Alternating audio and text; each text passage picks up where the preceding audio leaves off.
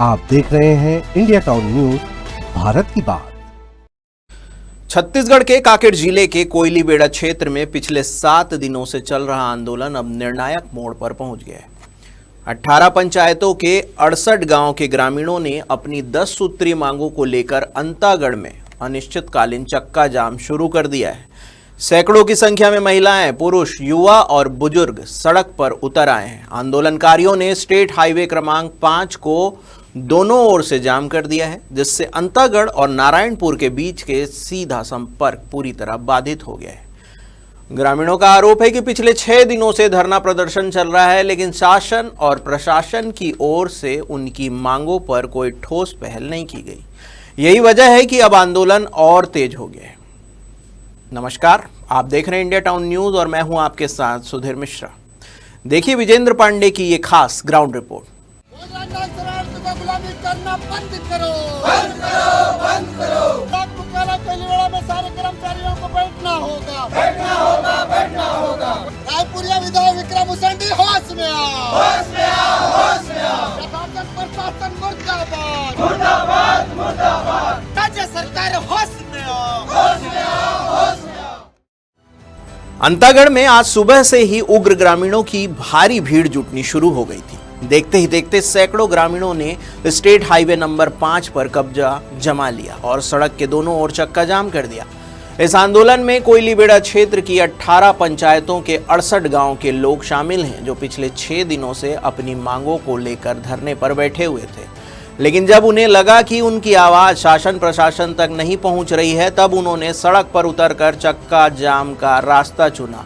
इससे पहले भी हमने आपको दिखाया था कि किस तरह से कोयलीबेड़ा के पास में आकर उन्होंने गवर्नमेंट ऑफिस में ताला जड़ दिया था और वहां के अधिकारी और कर्मचारियों को भी बंधक बनाया था।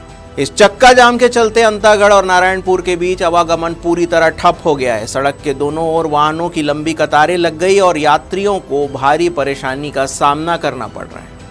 अभी मैं मौजूद हूं अंतागढ़ के स्टेट हाईवे 5 में और लगातार कोयलीबेड़ा से एक जन आंदोलन का आगाज आज से 6 दिन पहले हुआ था, जहां हम लगातार आपको वो तस्वीरें दिखा रहे थे, जहां से 10 सूत्रीय मांगों को लेकर के जो है ग्रामीण 6 दिन तक वहां सड़क पर बैठने को मजबूर थे। और आज देख सकते हैं आक्रोश किस कदर का कि ग्रामीण इस जगह पर मौजूद जो है नारेबाजी करते इस जगह पर दिख रहे हैं। हम उनसे भी जुड़ेंगे और बातचीत करके समझने का प्रयास करेंगे। और इस आंदोलन में यह भी एक खास विषय निकल कर आया कि सरपंच संघ जो है अंतागढ़ का, उनका भी समर्थन इन्हें प्राप्त है। और हम समझ के बातचीत करने का प्रयास करेंगे कि किस वजह से जो है वो आज अंतागढ़ में जो है स्टेट हाईवे 5 को यहाँ पर जाम किया गया है। आंदोलन की सबसे बड़ी खासियत यह है कि इसमें केवल पुरुष ही नहीं बल्कि बड़ी संख्या में महिलाएं और युवा भी शामिल हैं।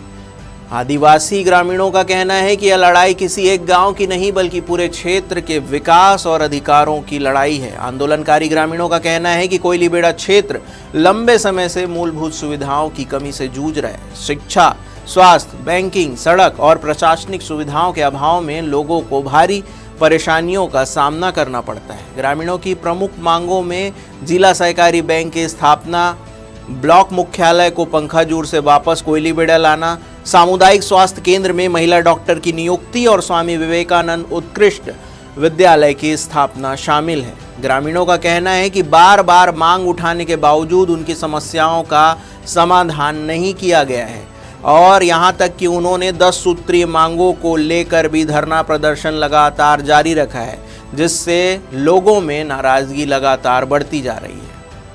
लगातार आप लोग 5 दिन तक जो है वहां कड़ी धूप में कोयलीबेड़ा में जूझे, उसके बाद कोई ऐसा आश्वासन आया कि आप लोग के 10 सूत्रीय मांगों को लेकर के जो आप बैठे हुए थे, कोई ऐसा आश्वासन जिससे आपको लगे कि आंदोलन खत्म किया जाए? मैं आपके चैनल के माध्यम से बताना चाहता हूं, आज 7वें दिन है। यहाँ पर जो अंतागढ़ आने की आवश्यकता क्यों पड़ा? क्योंकि आज हमारे जो दो एसडीएम थे अंतागढ़ के और पखांजूर के एसडीएम भी आए, अपर कलेक्टर भी आए और कल भी आए हमारे एसडीएम साहब, पर मतलब कोई ठोस आश्वासन नहीं दिए। बार बार बोलते रहते हैं, हम इस बात पर सुनेंगे नहीं आपका बात। हम तो प्रशासन के साथ और जनप्रतिनिधियों के साथ बैठ के चर्चा करेंगे। ऐसे करके बोले तो फिर उनको उठ के चल दिए। मैं आपसे ये भी जानने का कोशिश करूंगा, कोयली बेड़ा क्षेत्र से जो है कितने अंदरूनी मतलब गांवों से लोग यहाँ आए हैं?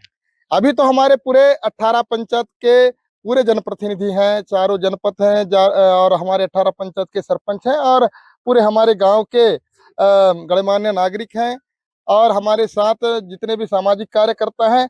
अभी हमारे फोन आया था कि बड़गांव क्षेत्र के हमारे 7 पंचायत के जो पदाधिकारी हैं उनसे भी बात हो गया है, उन लोग भी समर्थन देने आए हैं और सितरम से भी अभी बात हो रहा था, सितरम और कंदाड़ी, वहां से भी हमको समर्थन देने आ रहे हैं। अभी ग्रामीणों और आदिवासियों का कहना है कि क्षेत्र के विकास के लिए सरकार बड़ी बड़ी घोषणाएं करती है, लेकिन जमीनी स्तर पर सुविधाएं अब भी लोगों की पहुंच से दूर है। आंदोलनकारियों ने डीएमएफ यानी कि जिला खनिज न्यास निधि की राशि को लेकर भी सवाल उठाए हैं। उनका कहना है कि खनन प्रभावित क्षेत्रों के विकास के लिए मिलने वाली राशि का 100% उपयोग प्रभावित गांवों में किया जाना चाहिए। ग्रामीणों का आरोप है कि क्षेत्र की वास्तविक जरूरतों के अनुरूप विकास कार्य नहीं हो रहे। इसके साथ ही जर्जर स्कूल भवनों और आश्रमों की मरम्मत, कॉलेज की स्थापना तथा युवाओं के लिए बेहतर शैक्षणिक सुविधाओं की भी मांग की जा रही है। ग्रामीणों का कहना है कि उच्च शिक्षा के लिए विद्यार्थियों को दूर दराज के क्षेत्रों में जाना पड़ता है, जिससे गरीब परिवारों के बच्चों की पढ़ाई प्रभावित होती है। ये तो आपका दूसरा हिस्सा हो गया, अंतागढ़ का दूसरा कोना है और आप लोग का सभा स्थल जो है वो वहां पर है। तो कितने की संख्या में क्या लोग पहुंचेंगे?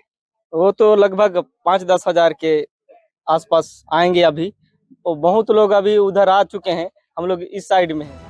ग्रामीणों के अनुसार यदि क्षेत्र में कॉलेज और बेहतर शैक्षणिक संस्थान स्थापित किए जाएं तो स्थानीय युवाओं को शिक्षा और रोजगार के बेहतर अवसर मिल सकते हैं। कृषि क्षेत्र से जुड़ी मांगे भी आंदोलन का बड़ा कारण बनी हुई है। आंदोलनकारी किसानों का कहना है कि खरीफ सीजन शुरू होने वाला है, लेकिन अब तक खाद और बीज की पर्याप्त व्यवस्था नहीं हो पाई है।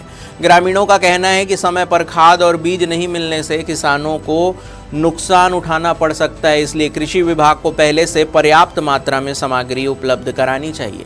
इसके अलावा अंतागढ़ से कोयली बेड़ा तक सड़क के डामरीकरण की मांग भी लंबे समय से की जा रही है। ग्रामीणों का कहना है कि खराब सड़क के कारण आवागमन, स्वास्थ्य सेवाओं और व्यापारिक गतिविधियों पर प्रतिकूल असर पड़ता है। 6 दिन पहले चालू हुई आंदोलन की चिंगारी किस तरीके से अंतागढ़ के स्टेट हाईवे क्रमांक 5 में पहुंच चुकी है, आप तस्वीरों में देख सकते हैं।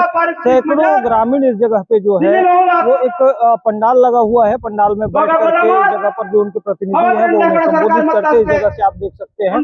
और पहला जो मैंने कोना दिखाया वो अंतागढ़ का जो है मुहाना है, जहाँ पर जो भारी वाहन है, क्योंकि आज अंतागढ़ के साप्ताहिक बाजार का भी दिन है और उस जगह पे भी जाम की स्थिति उस जगह से बनाई गई है।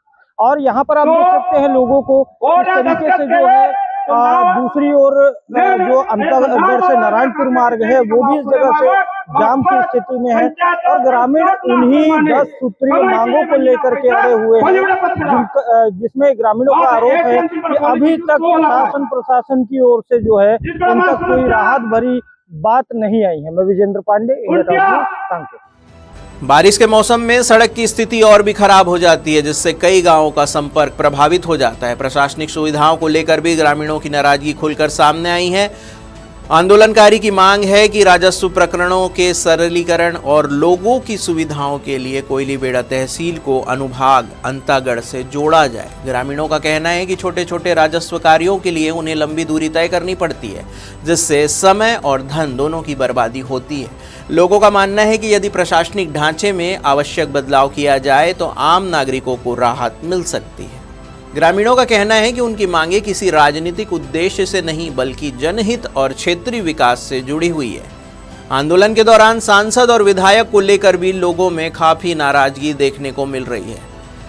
चूंकि अभी सुशासन तिहार चल रहा है, इस मामले में ग्रामीणों का कहना है कि चुनाव के दौरान क्षेत्र के विकास और समस्याओं के समाधान के बड़े बड़े वादे किए गए थे, लेकिन अब तक अधिकांश मांगे आज भी अधूरी है। इसी नाराजगी के चलते प्रदर्शन स्थल पर जनप्रतिनिधियों के खिलाफ नारेबाजी भी देखने को मिली। ग्रामीणों का कहना है कि जब तक उनकी मांगों पर सकारात्मक निर्णय नहीं लिया जाता, तब तक आंदोलन लगातार जारी रहेगा। प्रदर्शनकारियों ने स्पष्ट कर दिया है कि यदि जरूरत पड़ी तो आंदोलन को और व्यापक रूप दिया जाएगा। फिलहाल स्टेट हाईवे नंबर 5 पर लगा यह जाम पूरे क्षेत्र के लिए चिंता का विषय बना हुआ है। एक ओर ग्रामीण अपनी मांगों को लेकर अड़े हुए हैं तो दूसरी ओर आवागमन बाधित होने से आम लोगों को परेशानी का सामना करना पड़ रहा है। सबसे बड़ा सवाल यह है कि 7 दिनों से जारी इस आंदोलन का समाधान आखिर कब निकलेगा और क्या शासन प्रशासन आंदोलनकारियों की मांग पर कोई ठोस निर्णय लेगा।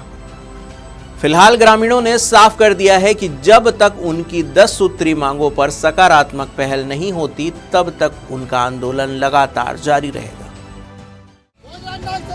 गुलामी करना बंद करो, बंद करो, बंद करो। डाक मुख्यालय कोइलीवाड़ा में सारे कर्मचारियों को बैठना होगा, बैठना होगा, बैठना होगा।